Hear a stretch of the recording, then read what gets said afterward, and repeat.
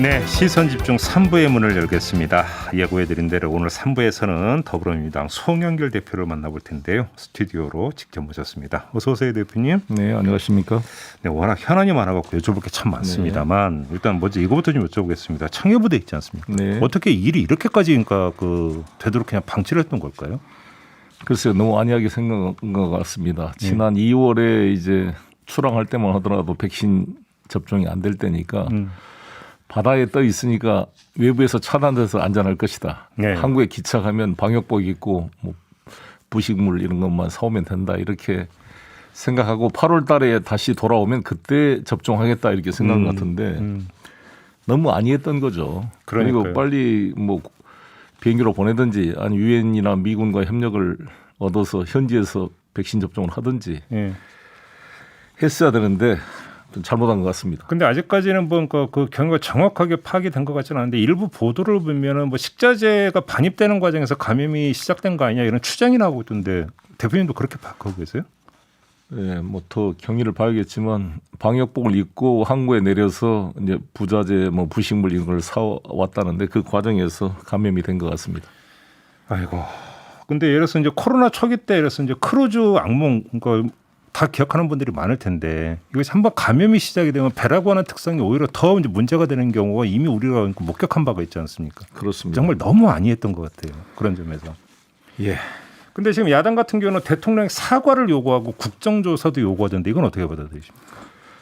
예, 일단 뭐 총리께서 사과를 했고 네. 또 국방부 장관이 또 공개 사과를 했습니다. 그래서 이거 일단은 우리 부대원들이 완전하게 치료되는 게 중요한 이야기다 보고 대통령께서도 사실상 국방부 장관한테 너무 안이한 대처라고 지적하면서 그러한 의사를 표시한 걸로 봐야 되고 일단 다 이게 정리되고 나면 또 기회가 있지 않겠습니까? 근데 이게 지금 그 경위 파악 진상조사를 국방부 자체에 맡겨도 되는 겁니까?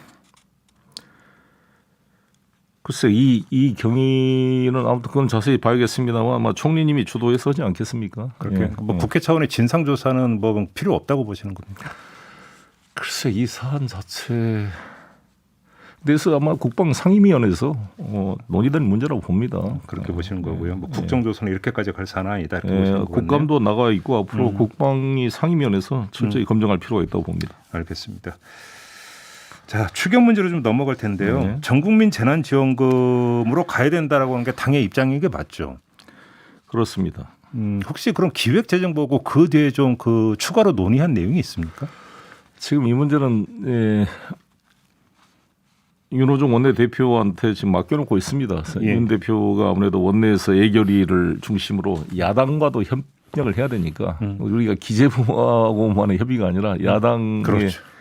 동의도 받아야 되니까 그 과정에서 지금 조정을 하고 있다고 합니다. 그래요? 근데 지금 잠깐 야당 말씀하셨으니까 일단 그럼 먼저 그거부터 좀 여쭤보겠는데요. 네. 이준석 대표하고 만나셨고 네. 그 자리에서 전국민 재난지원금 지급에 이제 합의를 보지 않았습니까? 네. 물론 나중에 합의는 아니었다라고 하는 뭐 이런 이야기는 있었습니다만 아무튼 그 뒤에 국민의힘에서 반발이 상당히 거셌잖아요. 네. 오히려 그것 때문에 국민의힘이 더 동의하기 힘들어진 상황이 된 거 아닌가요? 어떻게 보십니까? 아니 요즘엔 다시 이준석 대표가 뭐 잘못됐냐 할 수 있다 이렇게 나오고 있어서 오늘 제가 TV 토론을 하기로 돼 있습니다만 네. 잘 합의될 수도 있다고 생각합니다. 오늘 송이 토론이라고 그러니까 표현되는 그 대표 토론이 있죠. 그럼 이 자리에서 다시 그러면 합의를 천명할 수도 있다는 말씀이십니까? 뭐 의견이 나오겠죠. 그래요? 관철시킬 수 있다고 자신하세요? 아니 또 여야 간에 타협할 수도 있는 것이고 네. 이게 뭐 완전히 무슨 뭐 흑백 논리로 가는 문제는 아니니까요. 그래요. 아무튼 여야 합의를 전제로 하는 겁니까? 아니면 예를 들어서 야당의 반대가 계속 그러니까 이어진다면 그때는 어떻게 할 생각이십니까? 가능한 여야 합의를 해야죠. 그거는? 네, 중요한 문제니까. 근데 어제 저희가 이낙연 후보를 모시고 인터뷰를 했는데 이낙연 후보 같은 경우는 애당초 당장 협의 내용을 그러니까 그 강조를 하던데요. 네. 이런 시각은 어떻게 받아들이십니까? 뭐 처음 당장 협의 내용. 그렇죠. 80% 네. 그걸 강조를 하던데 이건 어떻게 받아들이십니까? 네, 뭐 다 생각이 차이가 있겠죠. 근데 그러면 애당초 당의 입장이 그거였다면 그렇게 당장 협의 결과가 꼭 그렇게 나왔어야 되는 겁니까? 애당초 처음부터 좀 오히려 더 기재부를 설득할 이럴 생각은 안 하셨어요? 아니 그때만 하더라도 이 80%에 대한 잠정 합의를 했을 때 이렇게 분류 과정이 이렇게 될 줄은 잘 그때는 파악이 안 됐습니다. 80%. 그때 기재부에서는 문제 아무것도 없다. 그리고 다 소득 80% 분류하는 데 있어서의 뭐 비용도 전혀 들지 않는다 이렇게 좀 예. 안이하게 보고를 했어요. 예. 근데 저희가 다시 검사를 해보니까 의료보험 기준으로 분류하는데 지역 후보, 직장 후보가 차이가 있을 뿐만 아니라 1인 가구로 하면은 329만 원 월급, 그러니까 연봉 4천만 원 정도만 넘어가도 다 지급 대상에서 제외된다 그러는데 20%면 약 1,000만 명이 해당되거든요. 예. 1,000만 명이 제외된다는데 이것은 문제가 크다. 또 맞벌이 부부에 대한 문제도 있고 그래서 이런 여러 가지 문제 제기가 되면서 다시 검토하게 된 거죠. 근데 또 거꾸로 그러면 80%에 딱 턱걸이 하는 경우를 보니까 그 가구 소득이 1억이 넘는 경우가 있는데 그럼 이런 가구에까지 줘야 되느냐. 또 야권에서 이런 주장도 나오고 있는데. 그러니까 이 재난 지원금의 성격을 재난 위로금의 성격으로 볼 거냐. 이걸 가지고 무슨 양극화 해소에 무슨 볼 거냐. 그래서 내가 25만 원 주면서 무슨 양극화 해소의 수단이 되느냐. 이것은 전 국민이 코로나로 고통을 받고 있는 것에 대한 위로금 성격으로 보자. 이런 지적이 있는 거죠. 아, 그렇게 보시는 거고. 그럼 만약에 전 국민으로 가더라도 25만 원 액수는 변함이 없습니까? 보통 2조가 더 든다는 거 아니겠어요? 예. 80%에서 100% 하려면 그러면 그 캐시백 카드 그 지금이 1조 1천억쯤 되니까 그거하고 한 1조 정도 더 하면 되는 거니까 그 1조 정도면 추가 재원이 없다고 한다면 25만 원을 뭐 23만 원으로 줄여서라도 될 수 있는 거 아니냐 이런 제안이 나오고 있는 거죠. 그러니까 뭐 금액을 뭐 1, 2만 원 줄여서라도 전 국민 주자 이런 그 주장으로 지금 검토를 하고 있다는 말씀이십니까? 네, 같이 논의되고 있을 것입니다. 그래요. 네. 알겠습니다.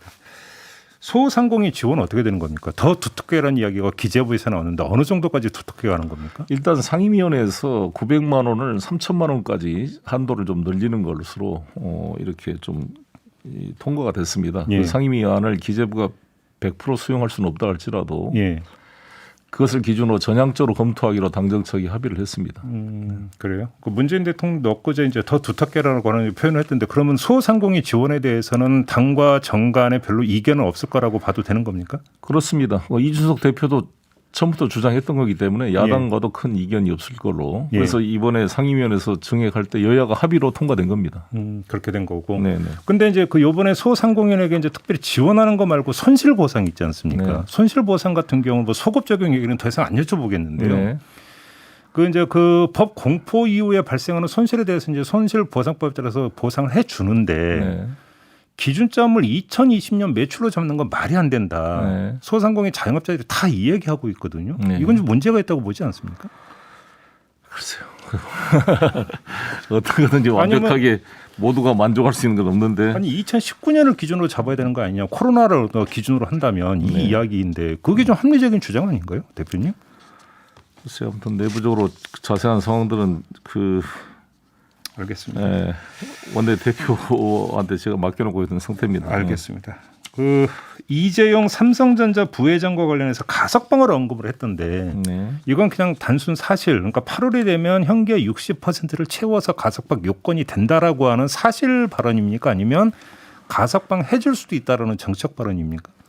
가석방의 권한은 법무부 장관이 가지고 계신 거니까요. 네.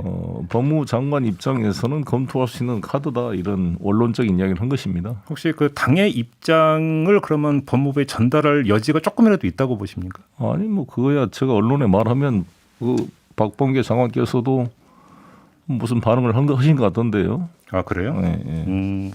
박범계 장관의 반응이 나왔나요? 제가 미처 그것까지는 체크를 네. 못했는데 그러면 그 예를 들어서 8월이 돼서 가석방을 해주더라도 그거는 전혀 문제될 건 없다 이렇게 지금 판단한 걸로 이해를 해도 되는 겁니까? 아니 제가 그렇게 말씀드리기는 어렵고 이것이 이 특혜가 아니라 모든 재소자들한테 공통으로 적용되는 것이 법률상으로는 3분의 1 이상 형기를 마치면 가석방 대상이 되고 법무부 지침상 형기의 60%를 살았으면 가석방 대상이 되기 때문에 그 대상에 포함된다라는 원론적 이야기를 한 것입니다. 그런데 왜냐하면 제가 여쭤보는 취지는 가석방 요건이 찼다고 해서 모든 사람한테 다 가석방을 그렇죠. 해주는 건 아니기 때문에 거기는 또 이제 그 형식 요건만 갖고 판단하는 거 아니지 않습니까? 그렇습니다. 그 여러 가지 지금 미중 간의 반도체 전쟁 속에서 한국 반도체 산업의 생존의 문제, 백신 문제, 그리고 국민적 정서, 본인의 어떤 반성 태도 뭐 이런 것들이 다 종합 검토되지 않겠습니까? 그렇게 수용 태도 뭐 이런 거. 알겠습니다. 자, 어떤 결정을 해야 될지 좀 뭔가 보도록 하겠고요. 당내 경선이 좀 갈수록 좀 이 열기가 고조되는 건 좋은데 네. 좀 너무 아까 상호 이제 검증을 그러니까 그 명목으로 한 공방이 너무 이제 심해지고 있는 거 아니냐 이런 지적도 있던데 대표로서는 어떻게 지켜보고 계세요? 저도 문제의식을 느끼고 있어서 이상민 선관위원장님께도 말씀을 드렸습니다. 예, 네거티브에 대한 어떤 통제 기준 이런 것들을 정해서 발표를 하시고 예. 또 각 후보자들이 다 모여서 한번 신사협정 같은 분위기를 만들어야 된다. 이것을 제시했습니다. 네거티브 이게 이제 그 검증 차원이 아니라 네거티브라고 볼 수 있는 기준을 지금 그런 마련을 하고 있는 겁니까? 선관위에서 논의할 것입니다. 그래서 누가 되든지 예. 후보 되는 것도 목표겠지만 본선에서 이기는 게 목표 아니겠습니까? 그렇죠. 본선에서 이기려면 지금 경쟁하고 있는 상대방과 그 지지자들이 자기가 후보가 됐을 때 나를 위해 선거운동을 해줄 사람이라는 인식을 가지고 접근을 해야지 그렇죠. 다시 못 볼 사람인 것처럼 공격을 하게 되면 스스로 자해행위가 될 수가 있습니다. 예. 그러면 그렇게 돼서 만약에 억지로 후보가 됐을 때 본선에서 힘있게 이렇게 한 팀이 되기가 어려운 면이 있으니까 우리 서로 간에 본선 승리가 저로서는 목표 아닙니까? 그렇죠. 특히 당대표 입장에서는 특정 후보 누가 되는 것보다 어떤 분이 되든지 경선 후보가 선출되면 원팀을 만들어야 될 책임이 당대표한테 있고 또 본선에 이겨야 될 책임이 있기 때문에 저로서는 마음이 참 답답할 때가 있는 거죠. 근데 그래서 그러한 서로 비판하더라도 이게 여야 간의 대결이 아닌 같은 정당 내부의 선의의 경쟁이라는 것을 항상 인식할 필요가 있다 이렇게 생각합니다. 근데 지금 대표님이 그 취지는 뭐 그 누구라도 공감할 수 있는 말씀이 있을 것 같은데 근데 네. 문제는 이제 케이스로 들어가면 네. 이게 이제 사람마다 해석이 달라지면서 그러니까 오히려 불공정 관리 아니냐라고는 논란을 좀 자초할 수도 있는 거 아닐까요? 그 점은 어떻게 보세요? 불공정 관리나 논란은 항상 모든 선거에서 나올 수밖에 없습니다. 다 그렇게 뭐 보세요? 1등한 후보 말고는 뭐 그런 다른 후보는 나오지만 그래도 그거를 일반 국민들 제3자가 봤을 때 과연 균형 있게 하느냐가 중요한데 지금 저희 송영길 대표 체제에서 그래도 균형을 가지고 하고 있다 이렇게 생각합니다. 그렇게 보시는 거고요. 지금 경선 일정이 연기가 됐는데 이건 최종입니까? 혹시라도 나중에 뭐 코로나 상황이라는 게 또 다시 조정될 여지가 있는 겁니까? 어떻게 봐야 되는 겁니까? 대통령 선거를 연기하지 않는 이상 돌파해야 된다고 봅니다. 예, 더 이상의 연기는 없다. 왜냐하면 이것이 연기된다 그래서 나아진다는 보장이 없고 지금 델타 변이가 그러지만 또 람다 변이가 또 나온다는 거고 그렇기 때문에 돌파해야 된다 이렇게 생각합니다. 요번 어떤 그 연기가 이제 최종 일정이라고 이제 본다 이렇게 보시는 거고요. 네. 대표님 보시는 거 요거 하나만 좀 따로 여쭤볼게요. 그때 대깨문 발언하셨잖아요. 네. 왜 하셨어요? 대깨문이라는 표현을 왜 쓰셨어요 그때?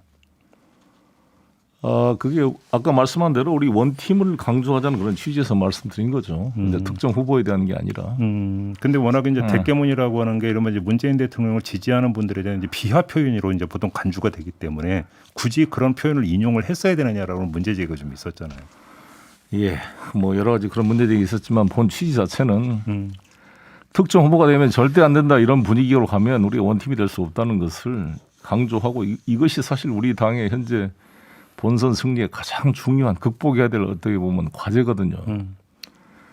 그러한 충정에서 했다고 이해하면 될 것 같습니다. 그러면 거꾸로 예를 들어서 그러면 이제 그 바지 논란이 불거진 적이 있지 않습니까? 네. 어떤 개인의 어떤 그 개인사와 관련된 어떤 그런 것들은 네거티브에 해당이 된다고 보십니까?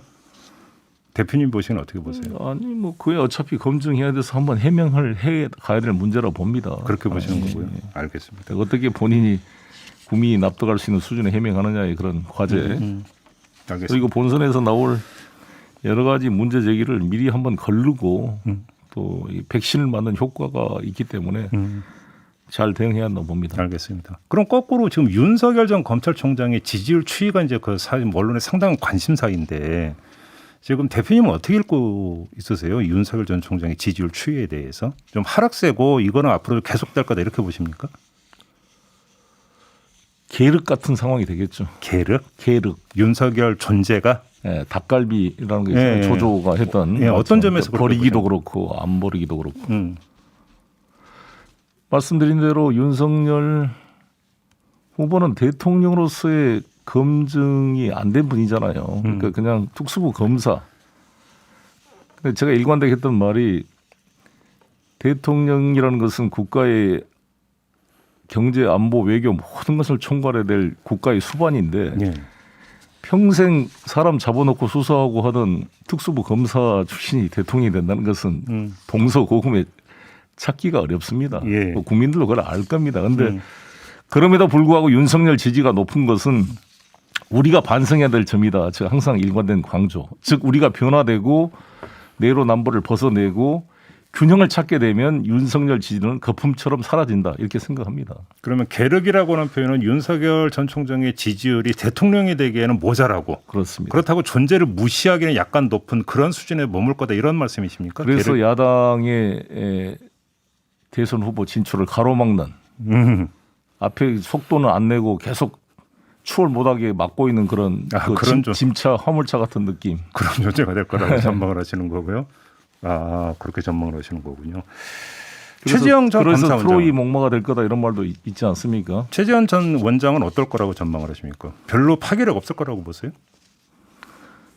최재형 원장님도 말씀드린 것처럼 감사원장, 판사. 저는 이제 저도 변호사 출신이지만 예. 판사 검사를 뭐 몇 년도 아니고 일생 동안 하시던 분들이 저는 대통령을 만든 것은 맞지가 않고 더구나 대한민국처럼 역동적인 이 대한민국을 끌고 가기에는 부족하다 이렇게 생각합니다. 알겠습니다. 최재형 원장 개인적으로 뭐 여러 가지 미담도 많고 훌륭한 분으로 알려져 있습니다만 전 정치적으로는 자신을 발탁해 준 대통령에 대한 최소한의 예의나 신의도 없이 헌법이 부여한 감사원장 임기 중에 대통령이 되겠다고 나온 것은 아주 안 좋은 헌법상의 사례를 남긴 것이다. 그리고 우리 국민들은 어떤 인간의 신의를 배신한 사람을 대통령으로 추천하지 않을 것입니다. 알겠습니다. 그렇게 생각합니다. 마지막으로 이걸 좀 여쭤볼게요. 이제 그 전직 국회 외교통일위원장으로서 네. 문재인 대통령의 방일이 일단 무산되지 않았습니까? 네. 그러니까 이 결정은 불가피한 결정이었다고 평가하십니까? 네, 저는 뭐 그 전날 뉴시스 인터뷰에서 안 가시는 게 좋겠다 이렇게 그래요. 인터뷰한 적이 있습니다. 하나만 더요. 그런데 그 지금 또 일부에서는 폐막식 참석 시나리오를 또 제기하는 경우가 있던데 이거는 현실성이 있는 얘기라고 보십니까? 뭐 스가 총리에게 달려 있다고 봅니다. 저희가 했던 게 사실 화이트리스트 경제 보복 조치를 원상 복귀하고 기본 좀 완전 문제 해결을 안 내더라도 그 이전으로 회귀를 해달라는 거였는데 예. 스가 총리가 너무 좀 외교를 너무 잘 못하는 것 같아요. 그리고 저는 그래서 평창 동계올림픽 때 북한까지 포용했던 문재인 대통령의 그 자세를 벤치마킹해라 이렇게 알겠습니다. 이야기하고 있습니다. 알겠습니다. 마무리를 해야 되는 시간이네요. 대표님 오늘 말씀 잘 들었습니다. 고맙습니다. 네, 감사합니다. 더불어민주당의 송영길 대표와 함께했습니다.